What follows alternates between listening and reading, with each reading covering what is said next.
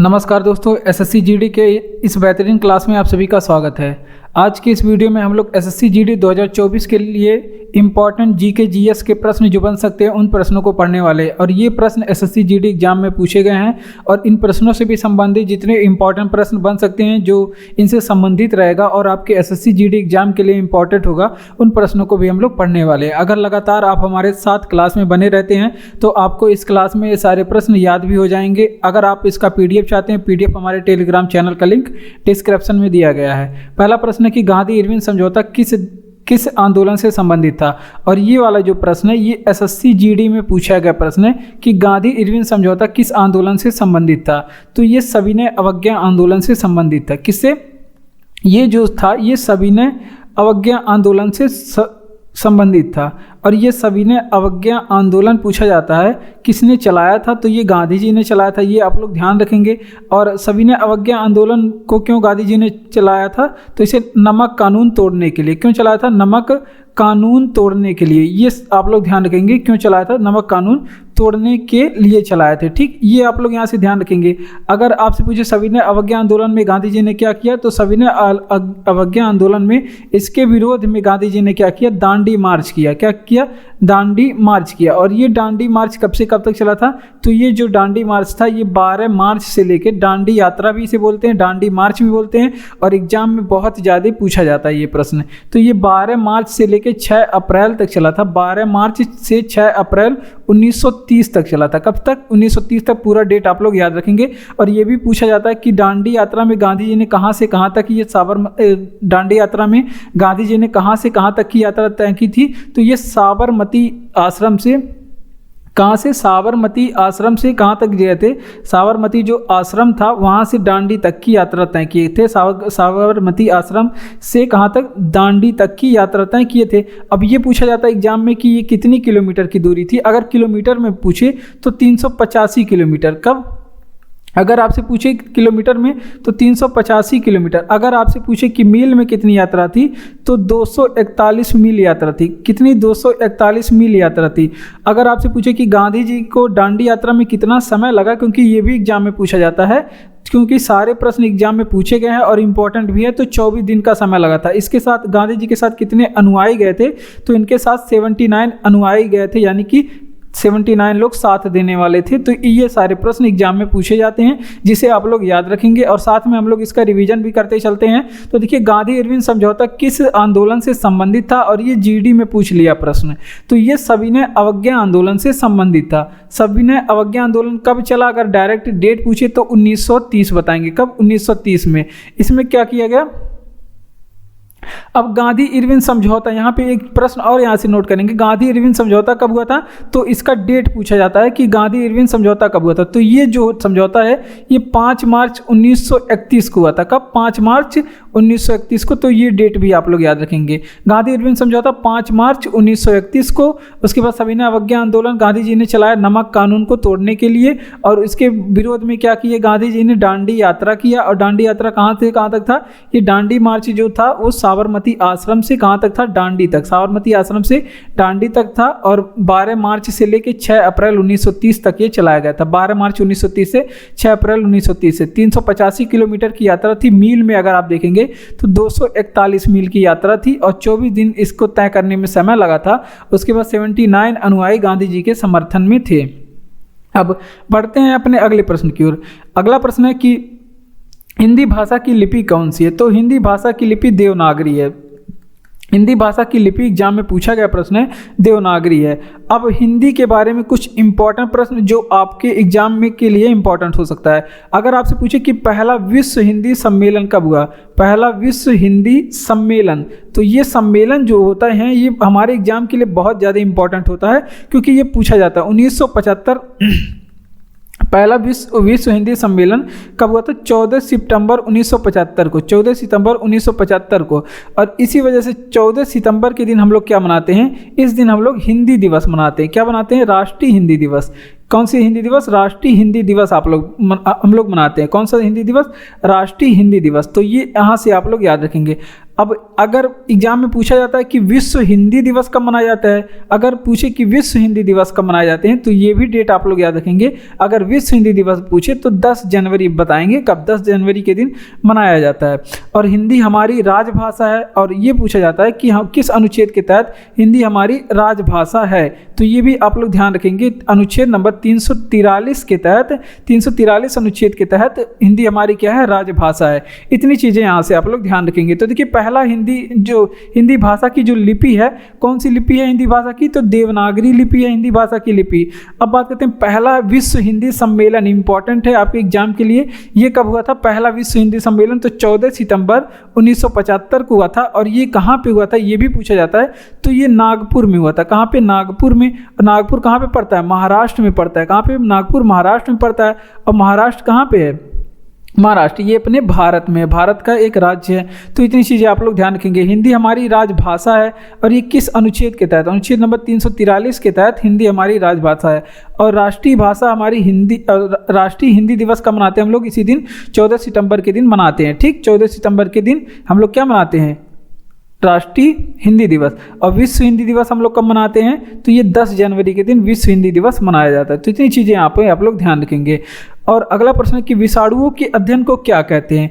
तो विषाणुओं का जो अध्ययन होता है वो वायरोलॉजी कहलाता है। क्या कहलाता है? विषाणुओं का अध्ययन वायरोलॉजी कहलाता है। क्या कहलाता है? वायरोलॉजी विषाणुओं का अध्ययन कहलाता है। ठीक, अब कुछ अध्ययन के बारे में देख लेते हैं जो हमारे एग्जामों में पूछा जाता है। अगर पूछे कि डेमोग्राफी में किस चीज़ का अध्ययन किया जाता है? डेमोग्राफी में, तो इसमें जनसंख्या का अध्ययन किया जाता है। किस चीज़ का?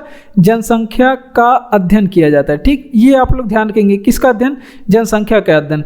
अगर आपसे पूछे कि मीटेरियोलॉजी में क्या किया जाता है, अगर आपसे पूछ ले कि यहीं पे कि मीटेरियोलॉजी में किस चीज़ का अध्ययन किया जाता है, तो मीटेरियोलॉजी में जो है वो आपके मौसम का अध्ययन किया जाता है। किसका अध्ययन किया जाता है? मौसम का अध्ययन किया जाता है। ये आप लोग ध्यान रखेंगे। मौसम का अध्ययन किसके अंतर्गत किया जाता है? तो वो मीटेरियोलॉजी के अंतर्गत किया जाता है। ये आप लोग ध्यान रखेंगे। अब बात करते हैं, अगर आपसे पूछे कि हिस्टोलॉजी में किस चीज़ का अध्ययन किया जाता है? हिस्टोलॉजी में विज्ञान की एक शाखा है जिसे क्या कहते हैं? हिस्टोलॉजी। और हिस्टोलॉजी में किस चीज़ का अध्ययन किया जाता है? जो कि ये सारे प्रश्न एग्जामों में पूछे जा गए हैं। तो ऊतकों का अध्ययन किया जाता है। किसका? ऊतकों का अध्ययन किया जाता है। ठीक, ये सारी चीज़ें आप लोग ध्यान रखेंगे। इसमें ऊतकों का अध्ययन किया जाता है। ठीक, ये सारी चीज़ें आप लोग ध्यान रखेंगे। फाइकोलॉजी में आप लोग ध्यान रखेंगे। फाइकोलॉजी में किस चीज़ का अध्ययन किया जाता है? तो फाइकोलॉजी, माइकोलॉजी, ये सारी चीज़ें आप लोग ध्यान रखेंगे। शैवाल का अध्ययन किया जाता है। अगर आपसे पूछे कि माइकोलॉजी यहाँ पे माइकोलॉजी भी पूछा जाता है एग्जाम में बहुत ज़्यादा। माइकोलॉजी में पूछ ले तो यहाँ पे कवकों का अध्ययन किया जाता है। किसके? कवकों का अध्ययन किया जाता है। ठीक, तो ये आप लोग ध्यान रखेंगे। ठीक, कवकों का अध्ययन किया जाता है। तो इतनी चीज़ें यहाँ से आप लोग ध्यान रखेंगे। विषाणुओं का अध्ययन को क्या कहते हैं? तो विषाणुओं के अध्ययन को वायरोलॉजी, विषाणुओं के अध्ययन को वायरोलॉजी। और जनसंख्या के अध्ययन को क्या कहते हैं? तो जनसंख्या के अध्ययन को डेमोग्राफी। जनसंख्या के अध्ययन को क्या कहते हैं? डेमोग्राफी कहते हैं। मौसम का अध्ययन क्या कहलाता है? तो मेट्रियोलॉजी कहलाता है। मौसम का अध्ययन मेट्रियोलॉजी कहलाता है। अगर आपसे पूछे कि ऊतकों का अध्ययन क्या कहलाता है, तो हिस्टोलॉजी में ऊतकों का अध्ययन करते हैं। अगर आपसे पूछे कि फाइकोलॉजी में किस चीज़ का अध्ययन किया जाता है, तो शैवाल का अध्ययन किया जाता है फाइकोलॉजी में। और माइकोलॉजी में कवकों का अध्ययन किया जाता है। किसका? कवकों का अध्ययन किया जाता है। इतनी चीज़ें आप लोग ध्यान रखेंगे। बढ़ते हैं अपने अगले प्रश्न की ओर।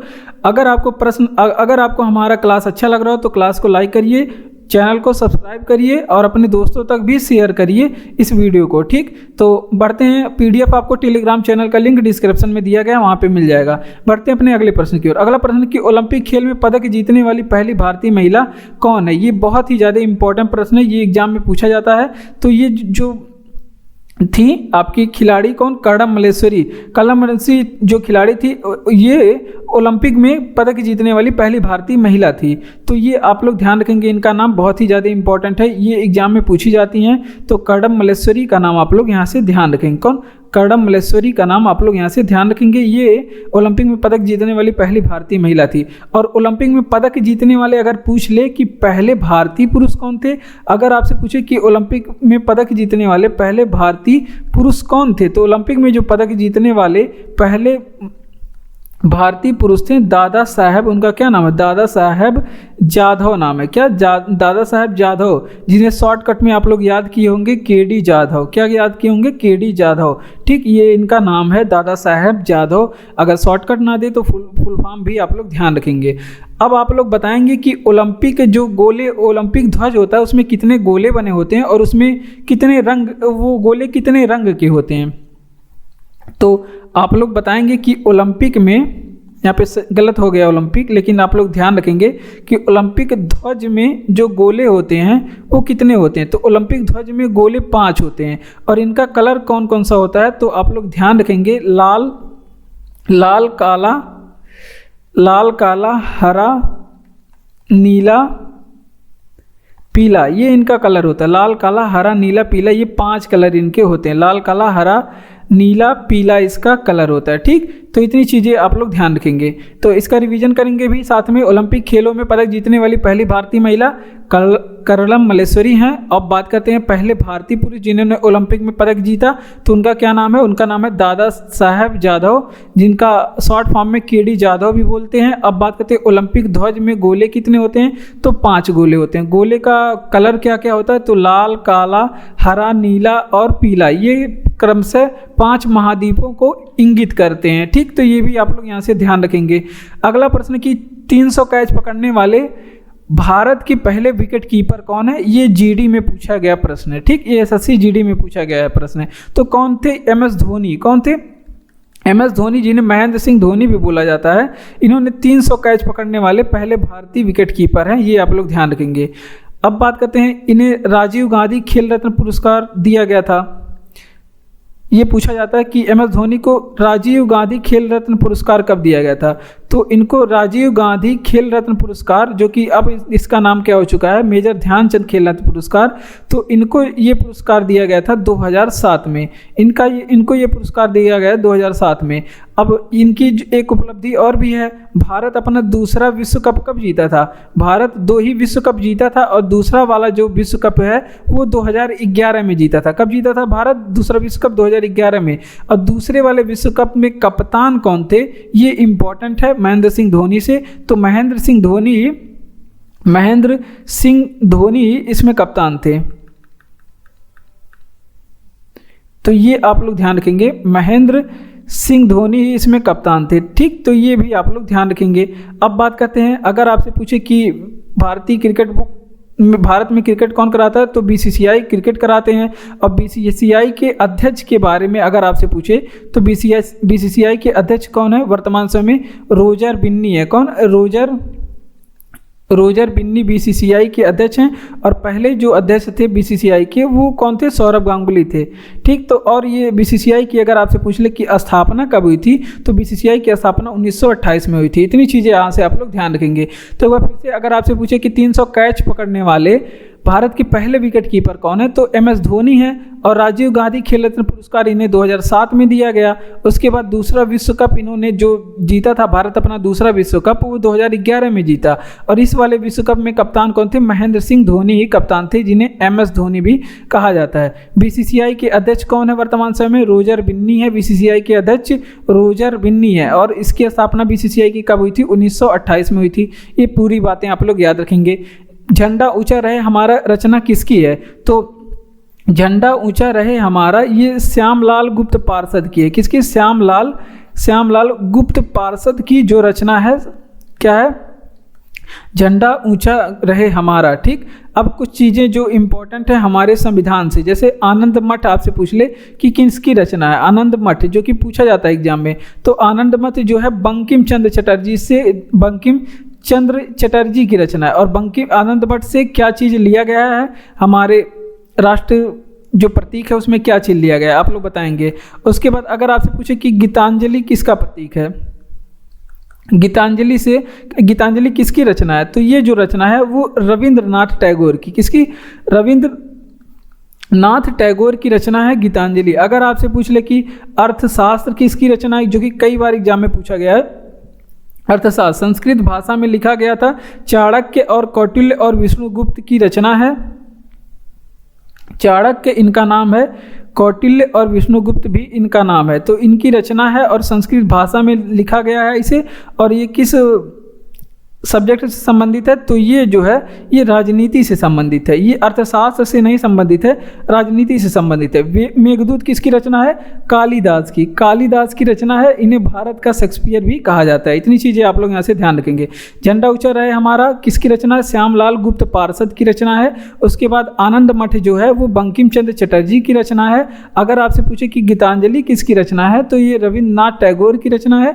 अगर आपसे पूछे कि अर्थशास्त्र किसकी रचना है तो चाणक्य विष्णुगुप्त कौटिल्य की रचना है, संस्कृत भाषा में लिखा गया है और राजनीति से संबंधित है। और कालिदास की किसकी रचना है? वो मेघदूत किसकी रचना है? ये कालिदास की रचना है। ठीक, इतनी चीज़ें यहाँ से आप लोग ध्यान रखेंगे। अगला प्रश्न है कि पत्ती की निचली सतह पर स्थित छोटे छिद्र को क्या कहा जाता है? तो पत्ती के जो निचली सतह होता है उस पर जो उपस्थित जो छोटे छिद्र होते हैं उन्हें रंध्र कहा जाता है। क्या कहा जाता है? रंध्र कहा जाता है। इसकी सहायता से पत्ती वाष्पोत्सर्जन करते हैं, श्वसन क्रिया करते हैं, प्रकाश संश्लेषण में भोजन बनाते हैं। तो ये इसका बहुत ही ज़्यादा इंपॉर्टेंट रोल है और ये एसएससी जीडी में पूछा गया प्रश्न है। और अब बात कर लेते हैं पत्ती के बारे में। कुछ पत्ती का कार्य आपसे पूछ ले क्या होता है। आप पत्ती का जो इम्पोर्टेंट, पत्ती के तो ऐसे बहुत कार्य हैं लेकिन इम्पोर्टेंट क्या काम होता है? तो पत्तियों के द्वारा ही क्या करता है? पेड़ जो है श्वसन क्रिया करता है। पत्तियों के द्वारा पेड़ जो है श्वसन क्रिया करता है, प्रकाश संश्लेषण करता है। प्रकाश संश्लेषण में पौधे क्या करते हैं? तो प्रकाश संश्लेषण में पौधे अपना भोजन बनाते हैं। प्रकाश संश्लेषण करता है। ठीक, प्रकाश संश्लेषण इसका काम होता है। और फिर वाष्पोत्सर्जन काम होता है। क्या है?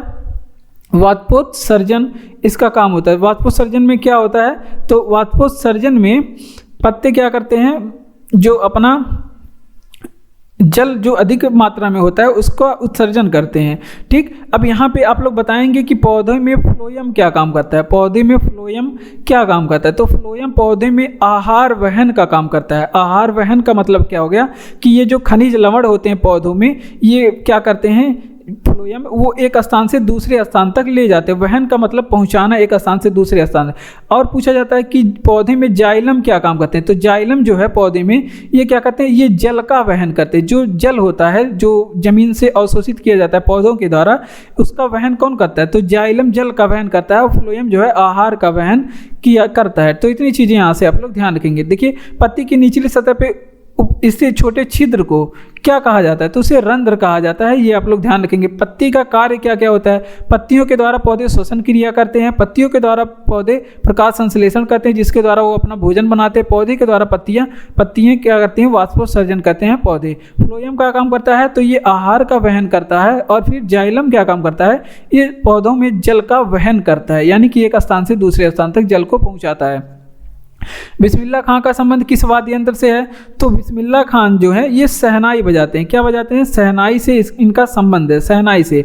और कुछ चीज़ें आप लोग ध्यान रखेंगे। अगर आपसे पूछ ले कि पन्नालाल घोष का संबंध किससे है? पन्नालाल घोष, जो कि ये एग्जाम में बहुत पूछे जाते हैं। वैसे तो वाद्य यंत्र और वादक बहुत सारे हैं लेकिन जो इम्पोर्टेंट है वो आपको बताया जा रहा है। तो पन्नालाल घोष जो है बांसुरी बजाते हैं। अगर आपसे पूछे कि अमजद अली क्या करते हैं? अगर आपसे पूछे कि अमजद अली किस वाद्य यंत्र से संबंधित है तो अमजद अली जो है ये सरोद बजाते हैं। क्या बजाते हैं? सरोद। ये एग्जाम में पूछा जाता है, जीडी के एग्जाम में तो बहुत ज़्यादा पूछा जाता है ये सब प्रश्न। अगर आपसे पूछे कि जाकिर हुसैन क्या काम करते हैं? जाकिर हुसैन किस वाद्य यंत्र से संबंधित हैं? तो ये तबला ठोकते हैं। क्या करते हैं? ये तबला ठोकते हैं, यानी कि तबला बजाते हैं। अगर आपसे पूछे कि हरिप्रसाद चौरसिया किस वाद्य यंत्र से संबंधित है? हरिप्रसाद चौरसिया, पंडित हरिप्रसाद चौरसिया को आप लोग ध्यान रखेंगे। ये क्या करते हैं? तो ये बांसुरी बजाते हैं। क्या बजाते हैं? बांसुरी बजाते हैं। ठीक, इतनी चीज़ें आप लोग ध्यान रखेंगे। एक बार फिर से, बिस्मिल्लाह खान किस वाद्य यंत्र से? शहनाई से संबंधित है। पन्नालाल घोष जो है वो बांसुरी से संबंधित है। किससे? बांसुरी बजाते हैं। अमजद अली का जो संबंध है वो सरोद से है। जाकिर हुसैन का संबंध किससे? तबला बजाते हैं। अगर आपसे पूछे कि पंडित हरिप्रसाद चौरसिया किस वाद्य यंत्र से संबंधित हैं तो ये बांसुरी बजाते हैं। किससे? बांसुरी बजाते हैं। सत्य के साथ मेरा प्रयोग, सत्य के साथ मेरा प्रयोग या फिर पूछा जाता है माई एक्सपेरिमेंट विथ ट्रूथ, ये किसकी रचना है? तो ये महात्मा गांधी की रचना। किसकी? महात्मा गांधी जी की रचना है। अब गांधी नहीं गांधी, अब गांधी जी की इंपॉर्टेंट कुछ पत्रिका हैं। तो पत्रिका आप लोग ध्यान रखेंगे। गांधी जी की इंपॉर्टेंट कुछ पत्रिका हैं। जैसे आपसे पूछ ले कि यंग यंग इंडिया किसकी पत्रिका है? यंग इंडिया किसकी पत्रिका? तो ये महात्मा गांधी की। इंडियन ओपिनियन किसकी पत्रिका है? तो इंडियन ओपिनियन जो पत्रिका है ये भी महात्मा गांधी जी की पत्रिका है। और उसके बाद अगर आपसे पूछे कि जैसे महात्मा गांधी जी ने कब 1903 में शुरू किया, अगर आपसे पूछे कि नवजीवन किसकी पत्रिका है? नवजीवन किसकी पत्रिका है? तो ये भी आपके महात्मा गांधी की है, जो कि 1919 में इन्होंने शुरू किया जब भारत आए गए थे। अब बात करते हैं हरिजन किसकी पत्रिका है? हरिजन नामक जो पत्रिका है ये किसकी है? तो ये भी महात्मा गांधी की है। इसे 1933 में इन्होंने शुरू किया था। महात्मा गांधी के अगर आपसे पूछ ले कि राजनीतिक गुरु कौन थे, तो महात्मा गांधी को जो राजनीति सिखाने वाले जो इनके राजनीतिक गुरु थे उनका नाम था गोपाल कृष्ण गोखले। गोपाल कृष्ण गोखले, ठीक। महात्मा गांधी के ये राजनीतिक गुरु थे। और गोपाल कृष्ण गोखले के गुरु कौन थे? तो गोपाल कृष्ण गोखले के गुरु गोविंद रानाडे थे। कौन? गोविंद रानाडे थे। तो इतनी चीज़ें यहाँ से आप लोग ध्यान रखेंगे। एक बार फिर से अगर आपसे पूछे कि सत्य के साथ मेरा प्रयोग किसकी आत्मकथा, सत्य के साथ प्रयोग किसकी आत्मकथा है? तो महात्मा गांधी की। महात्मा गांधी की कुछ पत्रिका हमारे साथ है, जैसे यंग इंडिया पत्रिका महात्मा गांधी की हो गई, इंडियन ओपिनियन नामक पत्रिका महात्मा गांधी की हो गई, नवजीवन पत्रिका महात्मा गांधी की, हरिजन नामक पत्रिका ये महात्मा गांधी की। इंडियन ओपिनियन पत्रिका 1909 में गांधी जी ने शुरू किया और नवजीवन पत्रिका गांधी जी ने 1919 में शुरू किया और हरिजन नामक पत्रिका का प्रकाशन गांधी जी ने 1933 में किया। गांधी जी किससे इंपॉर्टेंट प्रश्न, गांधी जी के राजनीतिक गुरु गोपाल कृष्ण गोखले थे। कौन थे? गोपाल कृष्ण गोखले। और गोपाल कृष्ण गोखले किसके गुरु थे? गोपाल कृष्ण गोखले के गुरु कौन थे? गोविंद रानाडे थे। तो इतनी चीजें यहां से आप लोग ध्यान रखेंगे। बढ़ते हैं अपने अगले प्रश्न की ओर। अगला प्रश्न है कि उत्तरी ध्रुव पर भारत के अनुसंधान केंद्र का क्या नाम है? तो उत्तरी ध्रुव पे जो भारत के अनुसंधान केंद्र है उसका नाम है क्या? हिमाद्री। क्या नाम है उसका? हिमाद्री। तो ये आप लोग ध्यान रखेंगे। अब बात करते हैं, अगर आपसे पूछे कि उत्तरी ध्रुव पर जाने वाला पहला व्यक्ति कौन था? उत्तरी ध्रुव पर जाने वाला पहला व्यक्ति कौन था? तो उत्तरी ध्रुव पे जो जाने वाले पहले व्यक्ति थे उनका क्या नाम था? Robert Peary. क्या नाम था? रॉबर्ट पियरी उत्तरी ध्रुव पे जाने वाले पहले व्यक्ति थे और ये 1909 में गए और ये कहाँ के रहने वाले थे? अमेरिका के रहने वाले थे। और उत्तरी ध्रुव पर जाने वाली पहली महिला कौन थी? उत्तरी ध्रुव पे जाने वाली पहली महिला कौन थी? ये विश्व की बात हो रही है। विश्व में उत्तरी ध्रुव पे जाने वाली पहली महिला कौन थी? तो इनका जो नाम था, इनका नाम मिस फ्रान फिप्सन है। क्या? इनका नाम मिस फ्रान फिप्स इनका नाम है, ठीक। तो ये भी आप लोग ध्यान रखेंगे। तो एक बार फिर से रिवीजन करते हैं। उत्तरी ध्रुव पे भारत के अनुसंधान केंद्र का नाम है हिमाद्री। हिमाद्री एक अनुसंधान केंद्र है जो उत्तरी ध्रुव पे बनाया गया है, भारत का अनुसंधान केंद्र है। उत्तरी ध्रुव पे जाने वाले पहले व्यक्ति कौन है? तो रॉबर्ट पियरी सबसे पहले उत्तरी ध्रुव पे गए, 1909 में अमेरिका के रहने वाले थे। उत्तरी ध्रुव पे जाने वाली पहली महिला कौन थी? तो मिस फ्रान फिप्स इनका नाम है और ये उत्तरी ध्रुव पे जाने वाली पहली महिला बनी थी, ठीक। तो ये आप लोग ध्यान रखेंगे। अगला प्रश्न है कि युवा मामलों और खेल के लिए वर्तमान कैबिनेट मंत्री कौन है? तो उनका नाम क्या है? अनुराग ठाकुर। अनुराग ठाकुर युवा मामलों के और खेल मंत्री भी वर्तमान समय में हैं, जिनका नाम क्या है? अनुराग ठाकुर। अब कुछ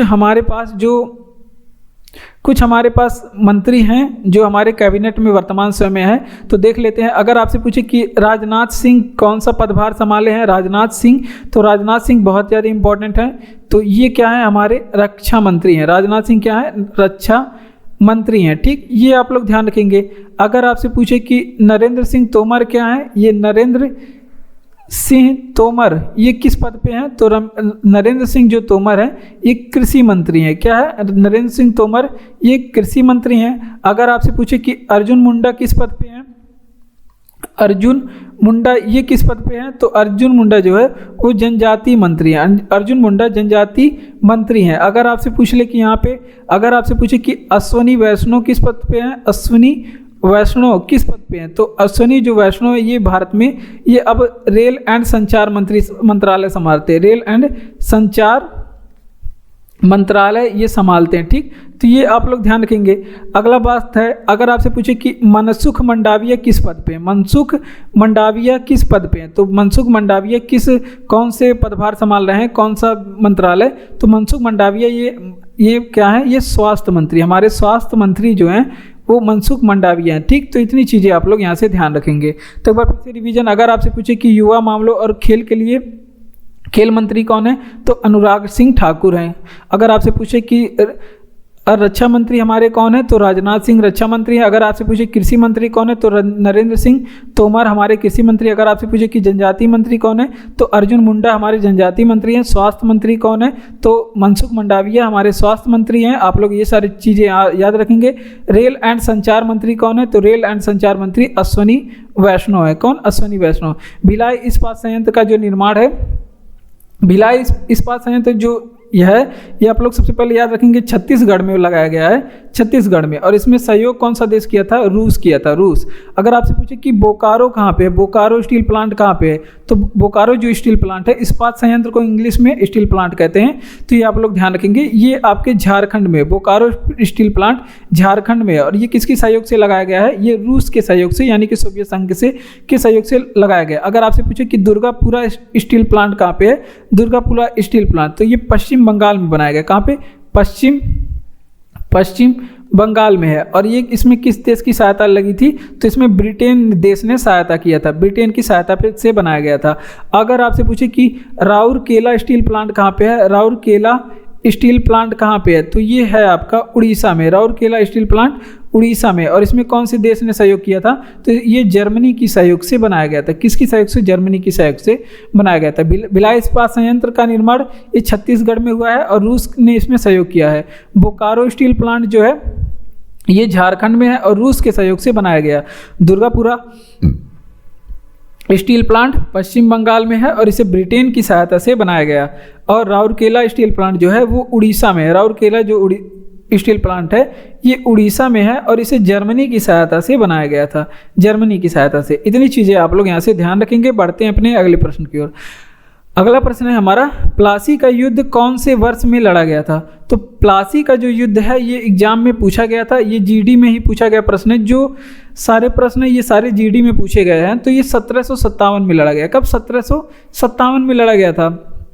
कुछ युद्ध जो जीडी के लिए इंपॉर्टेंट हो सकते हैं। हल्दी घाटी का युद्ध आपसे पूछ ले कि कब लड़ा गया था, तो जो हल्दी घाटी का युद्ध हुआ था वो कब हुआ था, तो वो हुआ था 1576 में हल्दी घाटी का युद्ध। अगर आपसे पूछे कि चंदावर का युद्ध, ये सारे युद्ध जो है पूछे जाते हैं, ऐसे डेट ही पूछा जाता है।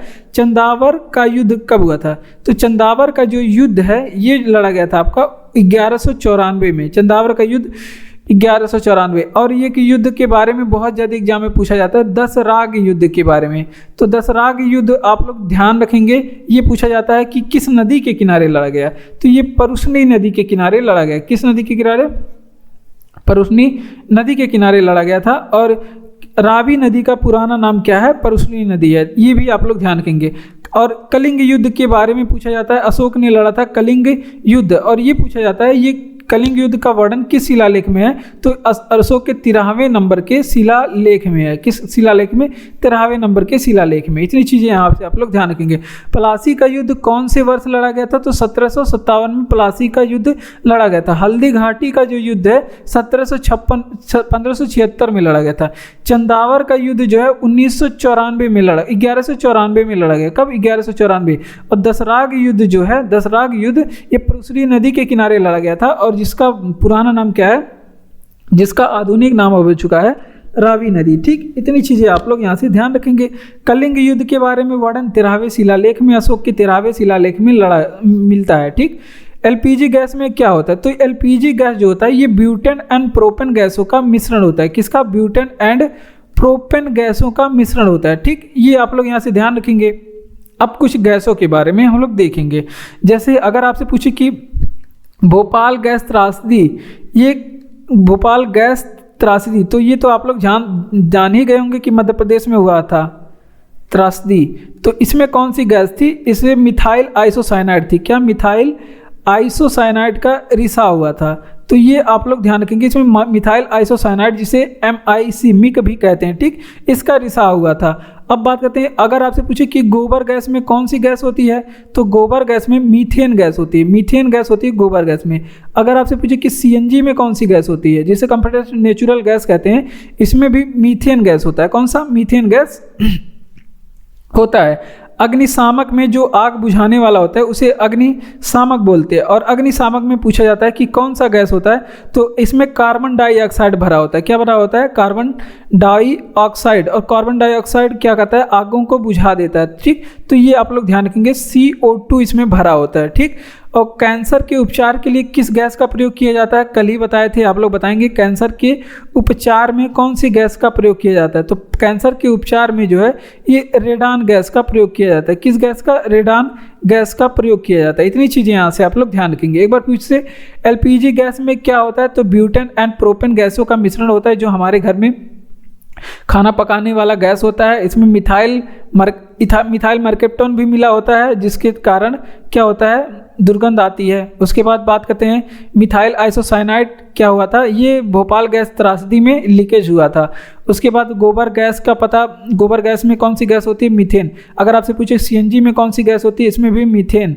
अब बात करते हैं अग्निशामक में, तो इसमें कार्बन डाइऑक्साइड गैस भरा होता है। वायुयान के टायर में नाइट्रोजन गैस भरा होता है। कैंसर के उपचार में रेडान गैस भरा होता है। कैंसर के उपचार में रेडान गैस का उपयोग करते हैं।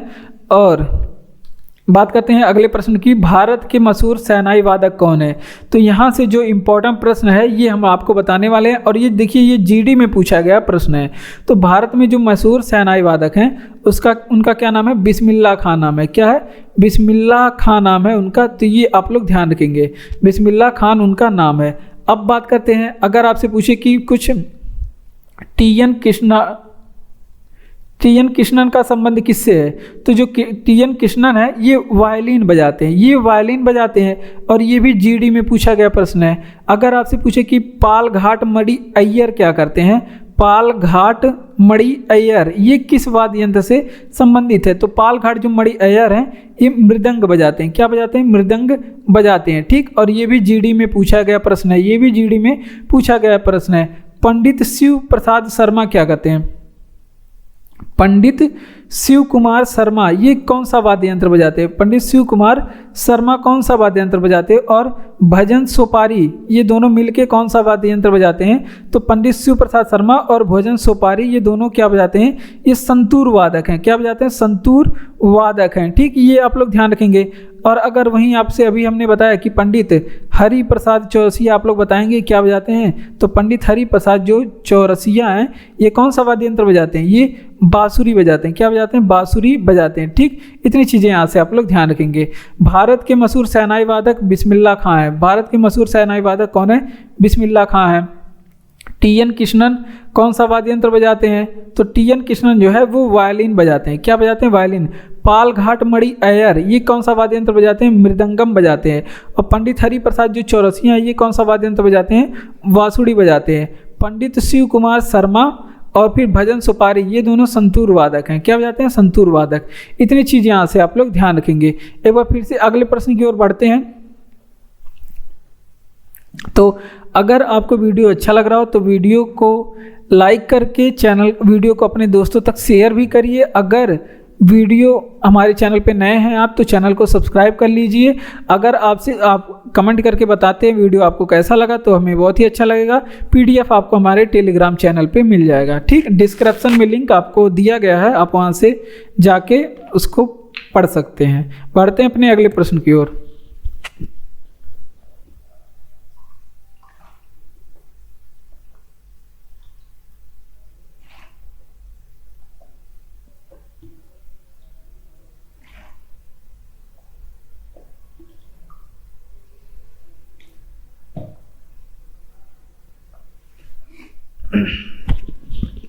अगला प्रश्न है कि द्रव सभी दिशाओं में समान दाब पारित करता है, यह कथन किसका है? तो ये जो कथन है ये पास्कल का है। किसका? पास्कल ने द्रव संबंधित नियम दिया था, तो ये पास्कल का कथन है, ये आप लोग ध्यान रखेंगे। अब बात करते हैं कि द्रव जो है सभी दिशाओं में समान दाब पारित करता है। अब आप लोग बताएंगे कि दाब का मात्रक क्या होता है। दाब का मात्रक जो कि एग्जाम में बहुत पूछा जाता है, तो दाब का जो मात्रक है वो पास्कल भी होता है। क्या होता है? पास्कल होता है यहाँ पे। और दाब का मात्रक जो है वो न्यूटन मीटर भी होता है, न्यूटन प्रति मीटर स्क्वायर, सॉरी न्यूटन प्रति मीटर स्क्वायर भी होता है। ठीक, तो ये आप लोग ध्यान रखेंगे यहाँ पे। उसके बाद अब बात करते हैं कि पास्कल का नियम, इसका प्रयोग कहाँ होता है इन कथन का कि द्रव सभी दिशाओं में समान दाब पारित करता है। तो ये जो इसका प्रयोग होता है द्रव चलित जितने भी मशीन होती हैं, द्रव चालित मशीनों में इसका प्रयोग होता है। ठीक, तो इसका जो प्रयोग होता है द्रव चालित मशीनों में, इसमें पास्कल के सिद्धांत का ही प्रयोग होता है। इसे क्या कहते हैं? पास्कल का सिद्धांत। तो द्रव चालित जो मशीनें होती हैं वो सभी जो है पास्कल के सिद्धांत पर आधारित होती हैं। तो ये चीज़ें आप लोग ध्यान रखेंगे, इतनी चीज़ें आप लोग यहाँ से ध्यान रखेंगे। तो वह फिर से रिवीजन करेंगे। जैसे देखिए, द्रव जो है सभी दिशाओं में समान दाब पारित करता है, ये कथन ऐसे दे के पूछ लेता है किसका है, तो ये पास्कल का जो है ये कथन है। और ये जो प्रश्न है ये एसएससी जीडी में पूछा गया प्रश्न है, ये जीडी में पूछा गया प्रश्न है। अब बात करते हैं दाब का मात्रक आपसे अगर पूछ ले तो पास्कल भी होता है और न्यूटन प्रति मीटर स्क्वायर भी होता है। अगर वहीं आपसे पूछे कि वायुमंडलीय दाब का मात्रक बताइए, अगर आपसे पूछे कि वायुमंडलीय दाब को किस में मापते हैं, तो वायुमंडलीय दाब का जो मात्रक होता है वो बार होता है। क्या होता है? बार होता है। ठीक, तो इतनी चीज़ें यहाँ से आप लोग ध्यान रखेंगे। और द्रव चलित जितनी भी मशीन होती हैं, जो द्रव चलित मशीन जैसे हाइड्रोलिक सिस्टम हो गया, वो सब किस पे चलते हैं? वो पास्कल के सिद्धांत पे आधारित होते हैं। जो आप जेसीबी वगैरह देखते हैं, ये सभी जो क्रेन वगैरह बड़े बड़े आते हैं, वो सभी पास्कल के सिद्धांत पे ही काम करते हैं। जो हमारे वाहनों में डिस्क ब्रेक होता है, ये सभी पास्कल के सिद्धांत पे आधारित हैं, वो द्रव चलित मशीनों के द्वारा बनाया जाता है। और द्रव का प्रयोग किए, लिक्विड का प्रयोग करके। अब बात करते हैं किस एकमात्र भारतीय को अर्थशास्त्र का नोबेल मिला। तो ये बहुत ही ज़्यादा इम्पोर्टेंट प्रश्न है और एग्जामों में बहुत बार पूछा जाता है। तो अमर्त्य सेन को अर्थशास्त्र का पहला नोबेल मिला था, जो भारतीय हैं, अर्थशास्त्र के पहले भारतीय नोबेल पुरस्कार विजेता हैं। अब बात करते हैं इन्हें कब मिला था, तो 1998 में मिला था। कब? 1998 में। अब बात करते हैं अर्थशास्त्र में जो नोबेल की शुरुआत है, यहाँ पे आप लोग ध्यान से नोट करेंगे इसे।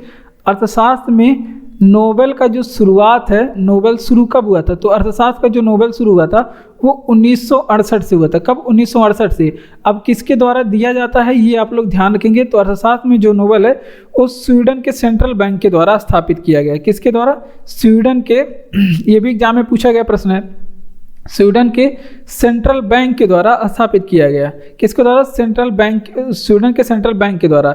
अब आपसे पूछे कि ये पहली बार अर्थशास्त्र के नोबेल पुरस्कार कब दिया गया था, अर्थशास्त्र का नोबेल पहली बार कब दिया गया था, तो 1969 में। 68 में स्थापना हुई और 69 में पहली बार दिया गया। तो ये थोड़ी सी बारीकी है, आप लोग यहाँ से ध्यान रखेंगे। अगर आपसे पूछे कि अर्थशास्त्र के पिता कौन कहे जाते हैं, तो अर्थशास्त्र के जनक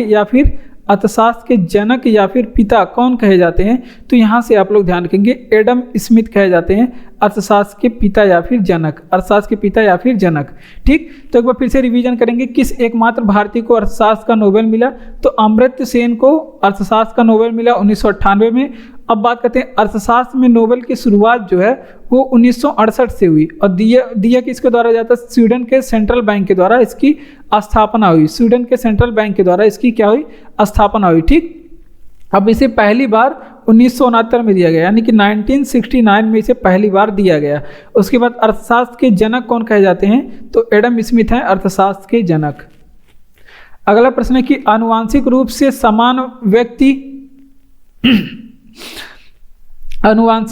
समान व्यक्ति उत्पन्न करने की प्रक्रिया। तो ये जीडी में प्रश्न पूछा गया है कि आनुवांशिक रूप से समान व्यक्ति उत्पन्न करने की प्रक्रिया को क्या कहते हैं, तो इसे क्लोनिंग कहते हैं। क्या कहते हैं? इसे क्लोनिंग कहते हैं। क्लोनिंग जीडी में जो प्रीवियस ईयर प्रश्न है वो बहुत ज़्यादा मायने रखता है और ये जीडी प्रीवियस ईयर एग्जाम में पूछा गया प्रश्न है। ठीक, तो इस वजह से ये सारे प्रश्न आप लोग यहाँ से ध्यान रखेंगे। अब देख लेते हैं। अब क्लोनिंग, सबसे पहले यहाँ पे देखिए क्लोनिंग का अर्थ क्या होता है। क्लोनिंग का अर्थ होता है हम शक्ल तैयार करना, किसी चीज़ का हम शक्ल तैयार कर देना। ठीक, इसे क्लोनिंग कहते हैं। इस प्रक्रिया को क्या कहते हैं, क्लोनिंग कहते हैं। विज्ञान की अभी हमने कई शाखाओं को बताया। अगर आप लोग एक शाखा को और आप लोग ध्यान रखेंगे तो आपसे पूछे कि यूजेनिक्स में किस चीज़ का अध्ययन करते हैं, तो इसमें मानव के आनुवांशिक का अध्ययन करते हैं। क्या करते हैं? इसमें मानव के आनुवांशिकी का अध्ययन करते हैं। ठीक, तो ये आप लोग ध्यान रखेंगे, मानव के आनुवांशिक का अध्ययन करते हैं। ठीक, तो इतनी चीज़ें यहाँ से आप लोग ध्यान रखेंगे। एक बार फिर से देखते हैं कि अगर आपसे पूछे कि यहाँ पे कि आनुवांशिकता के जनक कौन है, आनुवांशिकता के जनक कौन कहे जाते हैं, तो आनुवांशिकता के जनक कौन कहे जाते हैं? ग्रेगर जॉन मेंडल कहे जाते हैं। कौन?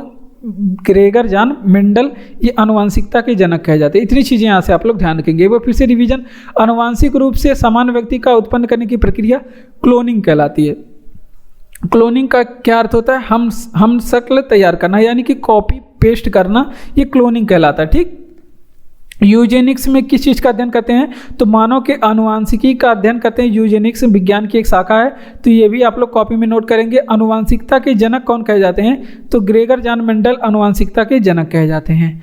इतनी चीज़ें आप लोग ध्यान रखेंगे। बढ़ते अपने अगले प्रश्न की ओर। अगला प्रश्न हमारा कि पीलिया मानव के किस अंग का रोग है? ये पूछा जाता है एग्जाम में कि कौन सा रोग किस अंग से संबंधित है। तो ये जीडी में पूछा गया प्रश्न, इंपॉर्टेंट है। पीलिया मानव के किस अंग का रोग है? तो ये यकृत और लीवर, यकृत को ही लीवर कहते हैं, लीवर का ये रोग है। ठीक, तो इतनी चीज़ें यहाँ से आप लोग ध्यान रखेंगे। अब पीलिया का कारण क्या होता है, किस कारण से पीलिया होता है? तो ये आप लोग ध्यान रखेंगे कि दूषित जल से क्या होता है? दूषित जल के कारण या फिर दूषित भोजन के कारण क्या होता है? पीलिया नामक रोग होता है। दूषित जल, दूषित भोजन के सेवन से पीलिया नामक रोग होता है। अब यकृत के बारे में, ये मानव शरीर की सबसे बड़ी ग्रंथि है। मानव शरीर की आपसे पूछ ले कि सबसे बड़ी ग्रंथि कौन सी है, तो मानव शरीर की जो सबसे बड़ी ग्रंथि है यकृत है। मानव शरीर की सबसे बड़ी बाह्यस्रावी ग्रंथि कौन सी है? यकृत। मानव शरीर की सबसे बड़ी, अगर आपसे पूछ ले कि बाह्यस्रावी ग्रंथि कौन सी है, तो मानव शरीर की जो सबसे बड़ी बाह्यस्रावी ग्रंथि भी कौन सी है? यकृत है। ठीक, ये भी आप लोग ध्यान रखेंगे।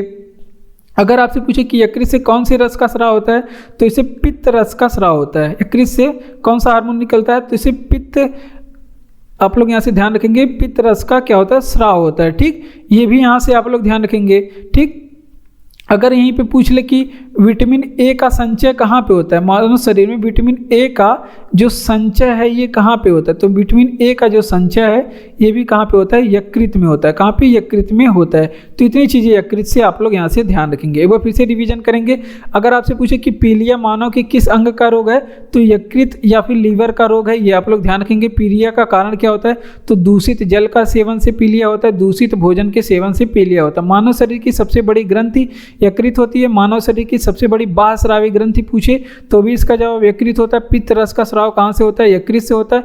विटामिन ए का संचय यानी कि भंडारण कहाँ पे होता है? ये यकृत में होता है। विटामिन ए स्टोर होते हैं यहाँ पे। ठीक, बात करते हैं कि कौन सा मूत्र प्रणाली का हिस्सा नहीं है, और ये एसएससी जीडी में पूछा गया प्रश्न है। एसएससी जीडी में पूछा गया प्रश्न है कि कौन सा मूत्र प्रणाली का हिस्सा नहीं है। तो देखिए, मूत्र प्रणाली के हिस्से की बात करें तो ये ब्रोंकाई ऑप्शन में सही था। ब्रोंकाई ये जो है मूत्र प्रणाली का हिस्सा नहीं है, वो श्वसन प्रणाली का हिस्सा हो जाता है। मूत्र प्रणाली का हिस्सा कौन कौन सा है, यहाँ पे हम लोग देख लेते हैं। मूत्र प्रणाली का हिस्सा जैसे मूत्राशय हो गया, मूत्राशय ये मूत्र प्रणाली का हिस्सा हो गया। मूत्र मार्ग हो गया, मूत्र मार्ग यहाँ से ये मूत्र सिस्टम का हिस्सा हो गया। उसके बाद मूत्र वाहिनियाँ हो गए, ये सभी मूत्र प्रणाली का हिस्सा हो गया। ठीक, तो यहाँ से आप लोग ये चीज़ें आप लोग ध्यान रखेंगे। अब बात करते हैं कि कुछ मूत्र के बारे में यहाँ पे बात कर लेते हैं। जैसे आपसे पूछ ले यहाँ से, क्योंकि प्रश्न पूछा जाता है कि मूत्र का निर्माण कहाँ पे होता है। अगर आपसे पूछे कि मूत्र का, मानव शरीर में मूत्र का निर्माण कहाँ पे होता है, तो ये वृक्क में होता है। कहाँ पे? वृक्क। या फिर किडनी में मूत्र का निर्माण होता है। कहाँ पे? किडनी में मूत्र का निर्माण होता है। ठीक, अगर आपसे पूछे कि मूत्र में दुर्गंध किस वजह से आता है, मूत्र में दुर्गंध, ये जो भी यहाँ पे प्रश्न है ये सभी पूछे गए प्रश्न है। जीडी, यहाँ पे जीडी में नहीं तो किसी न किसी एग्जाम में पूछे गए प्रश्न है, क्योंकि ये प्रश्न रिपीट करते हैं तो इस वजह से बताया गया है। तो मूत्र में जो दुर्गंध होता है, यहाँ पे फिर से लिखेंगे, मूत्र में जो दुर्गंध वाली बात है, दुर्गंध, तो ये यूरिया के कारण आता है। मूत्र में यूरिया अधिक मात्रा में होता है ना हमारे मूत्र में, तो यूरिया के कारण यहाँ पे दुर्गंध आता है। मानव मूत्र से यूरिया के कारण यहाँ पे अधिकता होती है, इस कारण दुर्गंध आता है। अब बात करते हैं कि मानव मूत्र से कौन सी विटामिन का उत्सर्जन होता है। तो मूत्र से आपसे पूछ ले कि उत्सर्जित विटामिन कौन सा होता है, तो मूत्र से जो मानव शरीर के मूत्र से उत्सर्जित विटामिन होता है वो विटामिन ए होता है, सॉरी विटामिन सी होता है। अगर आपसे पूछे कि मानव मूत्र का पीएच मान कितना है, तो मूत्र का जो पीएच मान है वो 6 होता है। ठीक, तो इतनी चीज़ें आप लोग यहाँ से ध्यान रखेंगे। वो फिर से रिवीजन, अगर आपसे पूछे कि कौन सा मूत्र प्रणाली का हिस्सा नहीं है, तो ब्रोंकाई मूत्र प्रणाली का हिस्सा नहीं है। मूत्राशय की बात करें, ये मूत्र प्रणाली का हिस्सा है। मूत्र मार्ग, उसके बाद मूत्र वाहिनी, ये सभी मूत्र प्रणाली का हिस्सा है। अब बात करते हैं मूत्र का निर्माण कहाँ पे होता है मानव शरीर में, तो विक्र या फिर किडनी में मूत्र निर्माण होता है। और मूत्र से जो दुर्गंध आता है, ये एग्जाम में पूछा गया प्रश्न है, ये किस कारण आता है, तो ये यूरिया के कारण आता है, क्योंकि मानव मूत्र में यूरिया भी होती है। यूरिया से मूत्र से उत्सर्जित विटामिन कौन सा होता है, मानव मूत्र से कौन सा विटामिन का उत्सर्जन होता है, तो इससे विटामिन सी का उत्सर्जन होता है। तो इतनी चीज़ें यहाँ से आप लोग ध्यान रखेंगे। कौन से विटामिन, तो विटामिन सी का यहाँ से उत्सर्जन होता है। स्वतंत्र भारत का प्रथम तथा अंतिम भारतीय गवर्नर जनरल कौन था, तो ये इंपॉर्टेंट प्रश्न है और कई बार एग्जामों में पूछा गया प्रश्न है। तो जो स्वतंत्र भारत का प्रथम और अंतिम भारतीय गवर्नर था, उसका क्या नाम था, उसका नाम है सी राजगोपालाचारी। क्या है, सी राजगोपालाचारी। ठीक, तो ये यहाँ आप लोग ध्यान रखेंगे, सी राजगोपालाचारी स्वतंत्र भारत के ये पहले और अंतिम भारतीय गवर्नर जनरल। यहाँ पे देखिए भारतीय गवर्नर जनरल लिखा है। अगर आपसे केवल पूछे कि स्वतंत्र भारत के पहले गवर्नर जनरल, अगर आपसे पूछे कि स्वतंत्र भारत के पहले गवर्नर जनरल, यहाँ पे भारतीय ना लगे, केवल आपसे पूछे कि पहले गवर्नर जनरल, तो आप लोग क्या बताएंगे, माउंट बेटन बताएंगे। कौन बताएंगे, माउंट बेटन बताएंगे। ठीक, माउंट बेटन हो जाएगा। अगर आपसे पूछे कि भारत का, यहाँ पे आप लोग नोट करेंगे भारत के बारे में बात हो रही है, क्योंकि अगर आपसे पूछे कि भारत का पहला गवर्नर जनरल कौन था, तो भारत का जो पहला गवर्नर जनरल था वो विलियम बेंटिंक था। कौन, विलियम बेंटिंक था। ठीक, ये आप लोग ध्यान रखेंगे। अगर आपसे पूछे कि भारत का अंतिम गवर्नर जनरल कौन था, भारत का अंतिम गवर्नर जनरल, या फिर आपसे पूछे कि भारत का प्रथम वायसराय कौन बना था, तो ये कैनिंग बना था। कौन, कैनिंग बना था। अगर आपसे पूछ ले वहीं पे, अगर आपसे पूछे कि भारत का अंतिम वायसराय कौन बना था, भारत का अंतिम वायसराय कौन बना था, तो ये माउंट बेटन बना था। कौन, माउंट बेटन बना था। तो इतनी चीज़ें यहाँ से आप लोग ध्यान रखेंगे। ठीक, तो एक बार फिर से इसका रिवीजन करेंगे, इसे कॉपी में आप लोग कहीं अलग नोट करेंगे। वो स्वतंत्र भारत का प्रथम तथा अंतिम भारतीय गवर्नर जनरल पूछे तो सी राजगोपालाचारी इसका जवाब हो जाएगा। अगर आपसे पूछे कि स्वतंत्र भारत के पहले गवर्नर जनरल, भारतीय ना लगाए, केवल स्वतंत्र भारत के पहले गवर्नर जनरल, तब माउंट बेटन हो जाएगा, क्योंकि यहाँ पे भारतीय शब्द जोड़ देगा, तब हो जाएंगे कौन, सी राजगोपालाचारी। अगर आपसे पूछे कि भारत का पहला गवर्नर जनरल, तो सबसे पहले भारत के गवर्नर जनरल विलियम बेंटिंक बने थे। भारत का जो अंतिम गवर्नर जनरल बने थे और प्रथम वायसराय कौन बने थे, अंतिम गवर्नर जनरल और प्रथम वायसराय कौन बने थे, कैनिंग बने थे। कौन, अंतिम गवर्नर जनरल और प्रथम वायसराय कैनिंग, और अंतिम वायसराय माउंट बेटन बना था। कौन, माउंट बेटन। ठीक, इतनी चीज़ें यहाँ पे आप लोग ध्यान रखेंगे। बढ़ते हैं अपने अगले प्रश्न की ओर। अगला प्रश्न है जो कि जीडी में पूछा गया प्रश्न है, कि स्वर्ण का आणविक सूत्र क्या होता है। तो जो स्वर्ण का आणविक सूत्र होता है AU होता है, क्योंकि इसका जो रासायनिक लैटिन नाम होता है वो अर्नम होता है। क्या, अर्नम। ठीक, इस वजह से इसका जो होता है आणविक सूत्र वो AU होता है। यहाँ पे 2 अक्षर आगे का लिया जाता है तो ये AU होता है, ये आप लोग ध्यान रखेंगे। अगर वहीं आपसे पूछे कि चांदी का फार्मूला क्या होता है, चांदी का रस जो सिंबल है वो Ag होता है। ठीक, चांदी का Ag होता है। अगर पानी का फार्मूला पूछे तो क्या होता है, H2O होता है, पानी का H2O। अगर वहीं आपसे पूछे कि भारी जल का क्या होता है, पानी का पूछे तो H2O, भारी जल का या हैवी वाटर का पूछे तो क्या हो जाएगा, D2O हो जाएगा। अगर वहीं आपसे पूछ ले कि मीथेन का क्या होता है, तो मीथेन का जो होता है वो CH4 होता है, मीथेन का CH4। और क्यूप्राइट का बताइए आप लोग क्या होता है, क्यूप्राइट का बताइए क्या होता है, तो इसका जो होता है Cu2O होता है। क्या होता है, Cu2O होता है। अब म्यूरिएटिक एसिड का आप लोग बताइएंगे फार्मूला क्या होता है, जो कि ये सब जीडी में पूछा गया प्रश्न है। म्यूरिएटिक एसिड का फार्मूला बताएंगे क्या होता है। तो म्यूरिएटिक जो अम्ल होता है इसका फार्मूला जो होता है HCl होता है।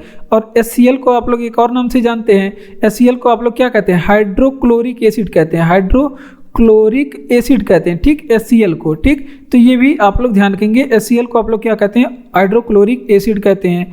अगर आपसे पूछे, बहुत बार एग्जाम में पूछा गया है कि यूरिया का फार्मूला क्या होता है, यूरिया का फार्मूला क्या होता है, तो इसका जो फार्मूला होता है NH2, फिर बीच में CO लगाएंगे, फिर NH2 लिखेंगे, ठीक। ये होता है यूरिया का फार्मूला, ठीक। इतनी चीज़ें यहाँ से आप लोग ध्यान रखेंगे, रिवीजन करेंगे। स्वर्ण का आणविक सूत्र क्या होता है, सोना, स्वर्ण मतलब क्या होता है, सोना, इसका आणविक सूत्र क्या होता है, Au होता है।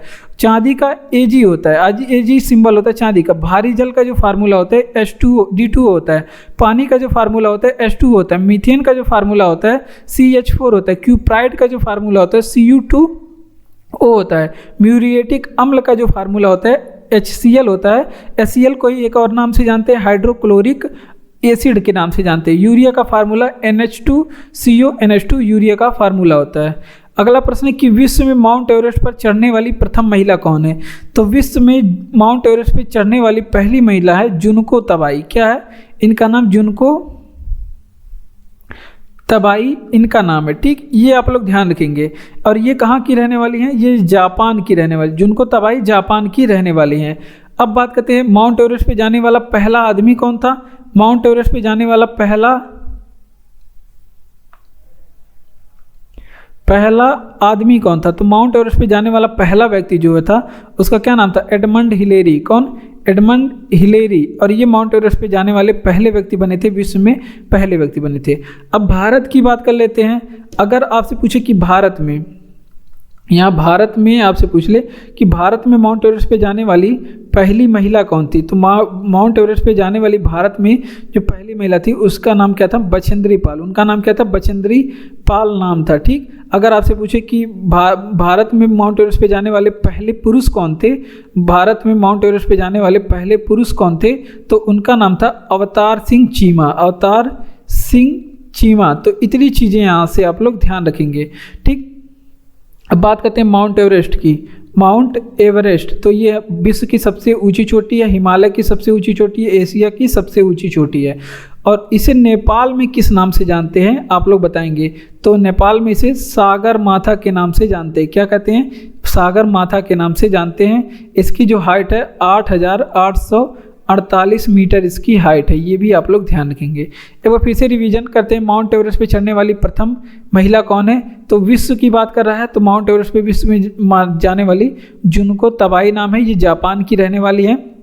माउंट एवरेस्ट पे विश्व में जाने वाला पहला व्यक्ति क्या था, एडमंड हिलेरी इनका नाम था। भारत की बात करें, भारत में माउंट एवरेस्ट पे चढ़ने वाली पहली महिला बचेंद्री पाल है।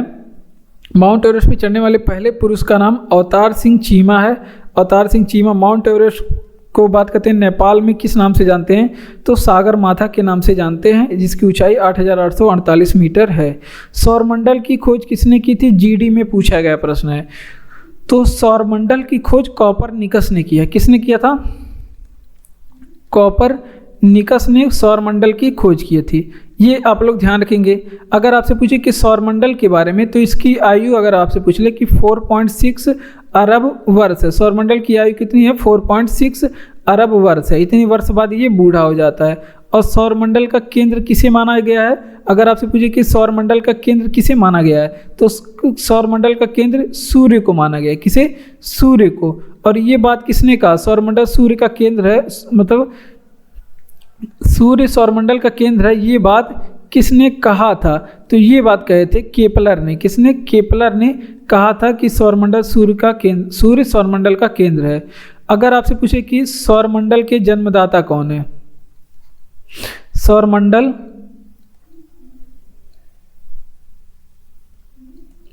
यहाँ पे गलत हो गया लेकिन आप लोग समझेंगे। सौरमंडल का जन्म दाता की भी किसे कहा जाता है, तो सूर्य को कहा जाता है। सौरमंडल का जन्मदाता किसे, सूर्य को कहा जाता है। अब सौरमंडल में आप लोग बताएंगे, सौरमंडल बताएंगे सबसे छोटा उपग्रह कौन सा है। सौरमंडल का अगर आपसे पूछे कि सबसे छोटा उपग्रह, यहाँ पे ग्रह की बात नहीं हो रही है, सबसे छोटा उपग्रह, तो ये डीमोस है। डीमोस ये मंगल ग्रह का उपग्रह है। डीमोस मंगल ग्रह का है। दो ही ग्रह उपग्रह है इसके पास, डीमोस और फोबोस। अगर आपसे पूछे कि सौरमंडल का सबसे बड़ा उपग्रह कौन सा है, सौरमंडल का सबसे बड़ा उपग्रह कौन सा है, तो सौरमंडल का जो सबसे बड़ा उपग्रह है उसका नाम है गैनीमीड। क्या है? गैनीमीड। और ये किस ग्रह का उपग्रह है? ये बृहस्पति का उपग्रह है, बृहस्पति का उपग्रह है। एक बार फिर से रिवीजन, सौरमंडल की खोज किसने किया था? कॉपरनिकस ने सौरमंडल की खोज। सौरमंडल की आयु कितनी है? 4.6 अरब वर्ष है सौरमंडल की आयु। अगर आपसे पूछे कि सौरमंडल का केंद्र किसे माना जाता है, तो सूर्य को सौरमंडल का केंद्र माना जाता है। और सौरमंडल का केंद्र है, ये केपलर महोदय ने कहा था। सौरमंडल का जो जन्मदाता है सूर्य को माना जाता है। सौरमंडल के बारे में बात करते हैं। सौरमंडल का सबसे बड़ा उपग्रह कौन सा है? तो गैनीमीड है सौरमंडल का सबसे बड़ा उपग्रह। ये बृहस्पति का है। सौरमंडल का जो सबसे छोटा उपग्रह है वो डीमोस, ये मंगल ग्रह का। किसका? मंगल ग्रह का है। ठीक, बढ़ते हैं अपने अगले प्रश्न की ओर। अगला प्रश्न, किसने अशोक के अभिलेखों को सबसे पहले पढ़ा? तो अशोक के अभिलेखों को सबसे पहले जेम्स प्रिंसेप ने पढ़ा। किसने?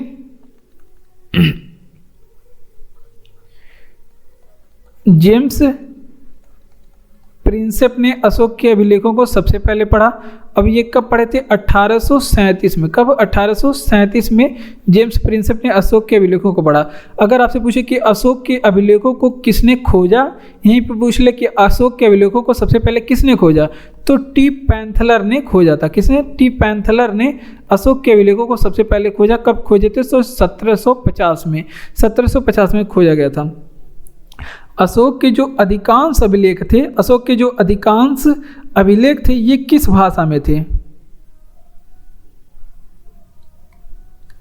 अशोक के जो अधिकांश अभिलेख थे वो आपके ब्राह्मी भाषा में थे। किस भाषा में? ब्राह्मी भाषा में बनी हुई थी। अब बात करते हैं, अगर आपसे पूछ ले कि अशोक का जो सबसे लंबा स्तंभ कौन सा है, तो अशोक का जो सबसे लंबा स्तंभ है वो 7वां है। कौन से नंबर का? 7वां स्तंभ लेख अशोक का सबसे बड़ा लंबा है। ठीक, अब यहीं से पूछ ले अगर कि अशोक का नाम अशोक के किस अभिलेख में मिलता है, अशोक का नाम अशोक के किस अभिलेख में मिलता है, तो दो अभिलेख का नाम याद रखेंगे, मास्की और गुर्जरा। इन दो अभिलेखों में अशोक का नाम अशोक मिलता है। मास्की वाला जो था वो कर्नाटक का अभिलेख था। कहाँ पे? कर्नाटक का। और गुर्जरा वाला जो था ये मध्य प्रदेश का था, मध्य प्रदेश में था। किस कहाँ पे? मध्य प्रदेश में। तो ये सारे प्रश्न एग्जाम में पूछे गए हैं। ठीक, तो इस वजह से आप लोग यहाँ पे ध्यान रखेंगे, गुर्जरा अभिलेख, मास्की और गुर्जरा अभिलेख मध्य प्रदेश में। तो एक बार फिर से रिवीजन करेंगे। जैसे कि आपसे पूछे कि किसने सर्वप्रथम अशोक के अभिलेखों को पढ़ा, तो जेम्स प्रिंसेप। अगर आपसे पूछे कि कब पढ़ा, तो 1837 में। अब बात करते हैं कि अगर आपसे पूछ ले वहीं पे ये प्रश्न ना पूछे, अगर आपसे पूछे कि सबसे पहले अशोक के अभिलेखों को किसने खोजा, तो ये जवाब होगा क्या? टी पैंथलर ने 1750 में। कब? 1750 में। अगर आपसे पूछे कि अशोक के अधिकांश अभिलेख किस भाषा में थे, तो ब्राह्मी भाषा में थे। अगर आपसे पूछे कि सबसे लंबा स्तंभ कौन सा था अशोक का, तो 7वां नंबर का सबसे लंबा था। अगर आपसे पूछे कि अशोक का नाम किस अभिलेख में अशोक मिलता है, तो मास्की और गुर्जरा अभिलेख में, मास्की एंड गुर्जरा अभिलेख में, जो कि मास्की वाला जो था मध्य कर्नाटक से, गुर्जरा वाला मध्य प्रदेश से। ब्रह्म समाज की स्थापना किसने की थी, तो ब्रह्म समाज की स्थापना जो है वो राजा राम मोहन राय ने किया। राजा राम मोहन राय ने ब्रह्म समाज की स्थापना किया। अगर आपसे पूछे कि ब्रह्म समाज की स्थापना कब हुई, तो ये 1928 में हुई। कब? 1928 में हुई थी। अब बात करते हैं, वहीं आपसे पूछ ले कि आर्य समाज की स्थापना किसने किया, आर्य समाज की स्थापना, तो इसकी स्थापना दयानंद सरस्वती ने। किसने? दयानंद सरस्वती ने किया था। अगर आपसे पूछ ले वहीं पे और आर्य समाज की स्थापना कब से हुई थी, तो ये 1875 में इसकी स्थापना की गई थी। और एक समाज सत्य शोधक समाज, ये सारे एग्जाम में बहुत बार पूछे जाते हैं। सत्य शोधक समाज की स्थापना आपसे पूछे कि कब हुई थी, तो सत्य शोधक जो समाज था इसकी जो स्थापना है ये ज्योतिबा फूले ने किया था। किसने? ज्योतिबा फूले ने इसकी स्थापना किया था। ठीक, अगर आपसे पूछे कि प्रार्थना समाज की स्थापना किसने किया, प्रार्थना समाज की स्थापना किसने किया, तो इसकी जो स्थापना है वो आत्मारंग पांडुरंग ने किया। आत्माराम पांडु रंग ने किया था। किसकी स्थापना? प्रार्थना समाज की स्थापना। वेद समाज, ये आप लोग नहीं सुने होंगे, वेद समाज, इसकी स्थापना किसने किया था? तो इसकी जो स्थापना है वो श्रीधर नायडू ने किया था। किसने? श्रीधर नायडू ने किया था। तो इतनी चीज़ें यहाँ से आप लोग ध्यान रखेंगे। वो फिर से रिवीजन करेंगे। ब्रह्म समाज की स्थापना राजा राम मोहन राय ने ब्रह्म समाज की स्थापना किया था। और कब किया था? 1928 में। आर्य समाज की जो स्थापना है दयानंद सरस्वती ने 1875 में आर्य समाज की स्थापना। सत्य शोधक समाज की स्थापना कब हुई? ज्योतिबा फूले ने किया। उसके बाद प्रार्थना समाज की स्थापना किसने किया? आत्माराम पांडुरंग ने किया। वेद समाज की स्थापना जो है श्रीधर नायडू ने किया। किसने किया? श्रीधर नायडू ने किया। ये जीडी में पूछे गए प्रश्न है। ये सारे प्रश्न जीडी में बहुत पूछे जाते हैं। अगला प्रश्न है कि गदर पार्टी का संस्थापक कौन था? तो गदर पार्टी के जो संस्थापक हैं वो लाला हरदयाल थे। कौन? लाला हरदयाल। ये गदर पार्टी की स्थापना किए थे। कब किए थे? 1913 में किए थे। और कहाँ पे किए थे अगर आपसे पूछे तो ये अमेरिका में, गदर पार्टी की स्थापना अमेरिका में। और अगर आपसे पूछे कि गदर पार्टी का मुख्यालय कहाँ पे बनाए थे इन्होंने, गदर पार्टी का मुख्यालय कहाँ पर था, तो ये भी एग्जाम में पूछा जाता है कि सैन फ्रांसिस्को में गदर पार्टी की जो मुख्यालय कहाँ पे? सैन फ्रांसिस्को में थी। अब एक पार्टी और पूछा जाता है, स्वराज पार्टी। स्वराज पार्टी की स्थापना किसने किया था? तो स्वराज पार्टी की जो स्थापना है वो मोतीलाल नेहरू, साथ में मोतीलाल नेहरू और इनके साथ में कौन थे? चित्तरंजन दास। इन्होंने क्या किया था? स्वराज पार्टी की स्थापना किया था। मोतीलाल नेहरू और चित्तरंजन दास मिल करके 1923 में स्वराज पार्टी की स्थापना की थी। कब? 1923 में। अगर आपसे पूछे कि स्वराज पार्टी की स्थापना कहाँ पे हुई थी, तो इलाहाबाद में स्वराज पार्टी की स्थापना हुई थी। अगर आपसे पूछे कि स्वराज पार्टी की स्थापना के समय शासन किसका था, तो इस समय रीडिंग का शासन था। किसके? रीडिंग का शासन था। तो इतनी चीज़ें यहाँ से आप लोग ध्यान रखेंगे। गदर पार्टी के संस्थापक लाला हरदयाल थे। गदर पार्टी की स्थापना लाला हरदयाल ने किया। अगर आपसे पूछे कि कब? 1913 में।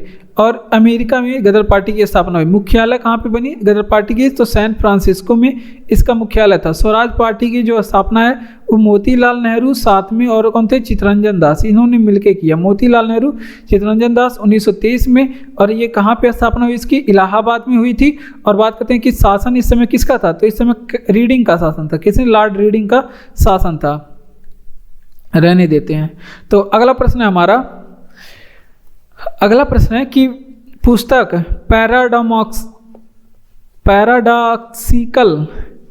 पैराडॉक्सिकल प्राइम मिनिस्टर ये किसकी रचना है? तो पुस्तक जो पैराडॉक्सिकल प्राइम मिनिस्टर है, ये जो रचना है ये शशि थरूर की है। शशि थरूर की रचना है। शशि थरूर की रचना बहुत पूछी जाती है। कुछ रचना है जैसे वाई आई एम हिंदू, ये किसकी रचना है? Why I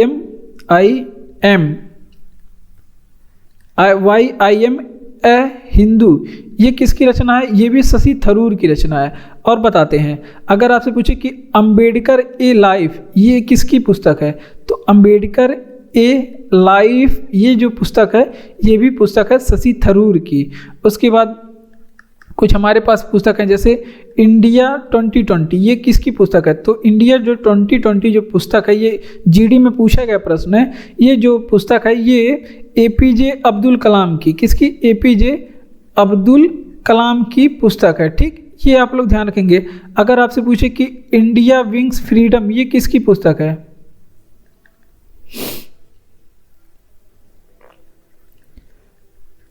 India wins freedom ये किसकी पुस्तक है? तो इंडिया विंस फ्रीडम जो है ये अबुल कलाम की पुस्तक, किसकी? अबुल कलाम की पुस्तक है। ठीक, यहाँ पे एपीजे अब्दुल कलाम, यहाँ पे अबुल कलाम, इनकी दोनों में अंतर है, ये आप लोग ध्यान रखेंगे। बात करते हैं पैराडॉक्सिकल प्राइम मिनिस्टर, ये किसने लिखी? तो शशि थरूर की पुस्तक है। किसकी? शशि थरूर राइटर हैं एक। और अंबेडकर ए लाइफ ये भी शशि थरूर की पुस्तक है। Why I am a Hindu ये भी किसकी पुस्तक है? शशि थरूर की है। इंडिया 2020 एपीजे अब्दुल कलाम की पुस्तक है। किसकी? एपीजे अब्दुल कलाम की।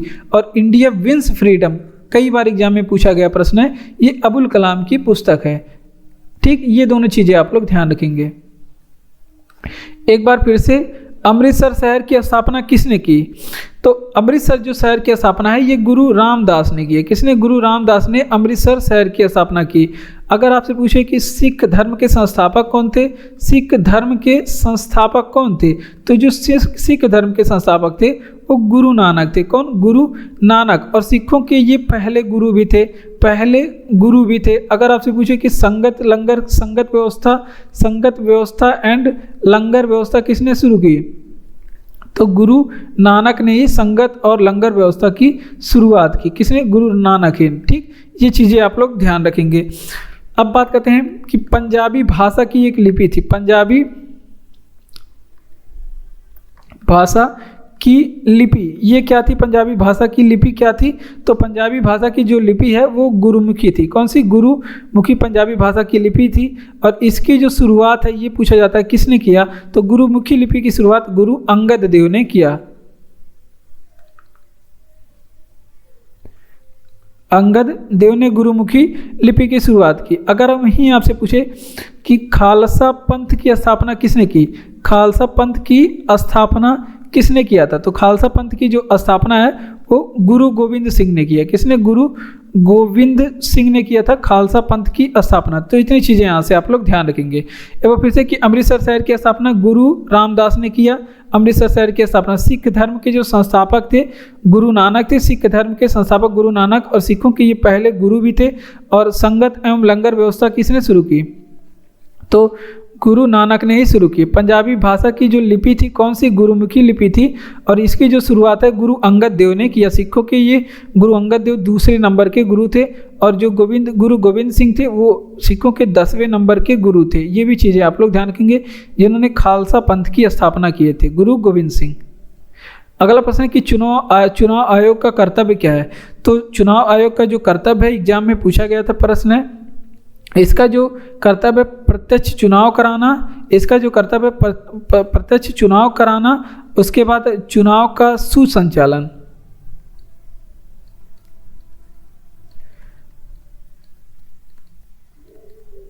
चुनाव का सुसंचालन यानी कि अच्छी तरह से चुनाव हो जाए।